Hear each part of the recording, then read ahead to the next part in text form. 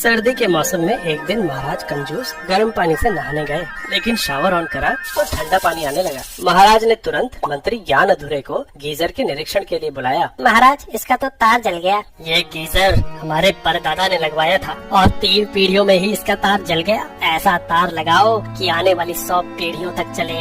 जो आ गया महाराज। मंत्री दुकान तार लेने गया, लेकिन वहाँ तो कई तरह के तार थे, कुछ पतले तो कुछ मोटे। पिछला तार गर्म होने की वजह से जला था, अब उससे पतला तार लूं या मोटा? कौन सा तार कम गर्म होगा? उसने फिजिक्स की किताब पढ़ी। तार का गर्म होना उसकी रेजिस्टेंस पे डिपेंड करता है, जो कि क्रॉस सेक्शनल एरिया पे निर्भर करती है। मोटा तार मतलब कम रेजिस्टेंस और पतला तार मतलब ज्यादा। लेकिन किताब में हीट लॉस के 2 फॉर्मूले थे। एक फॉर्मूले में तो रेजिस्टेंस बढ़ने पे कम हीट जनरेट होगी और दूसरे में ज्यादा। कौन सा सही है? एक्सपेरिमेंट करके देखता हूँ। उसने 1 और 5 ओम के 2 रेजिस्टर्स लिए और उन्हें ऐसे एक बैटरी से जोड़ दिया। कुछ देर बाद जब उन्हें टच करके देखा तो 1 ओम का रेजिस्टर ज्यादा गर्म था और 5 ओम का कम। मतलब ये वाला फॉर्मूला सही है, ज्यादा रेजिस्टेंस वाला तार कम गर्म होगा, वही लेना चाहिए। ज्ञान अधूरे ने पतला तार ले लिया, जिसका क्रॉस सेक्शनल एरिया पिछले तार का 1/4 था, तो सेम लंबाई के लिए इसका रेजिस्टेंस 4 गुना ज्यादा होगा। वो खुशी खुशी पतला तार लेके गया और गीजर से जोड़ दिया। पर ये क्या,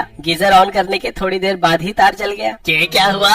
हमारी तो 100 पीढ़ियों की बात हुई थी, ये तो 1 घंटे भी नहीं चला। तुम्हें इसका दंड मिलेगा। महाराज, एक और मौका दे दीजिए प्लीज। एक और मौका तो मिल गया, लेकिन मंत्री ज्ञान अधूरे से गलती कहाँ हुई? मंत्री के एक्सपेरिमेंट में बड़े रेजिस्टर पे हीट लॉस कम हुआ, वहीं गीजर में तार का रेजिस्टेंस बढ़ाने पे हीट लॉस बढ़ गया। हाँ, ऐसा कैसे हुआ? क्योंकि तुम्हारे एक्सपेरिमेंट में रेजिस्टर्स पैरेलल में लगे थे और गीजर में सीरीज में। बैटरी से लगे दोनों रेजिस्टर्स के अक्रॉस वोल्टेज फिक्स था, इसलिए इस फॉर्मूले से हीट का सही अनुमान लग गया, जिसमें रेजिस्टेंस बढ़ाने पे उसके अक्रॉस हीट लॉस कम होगा।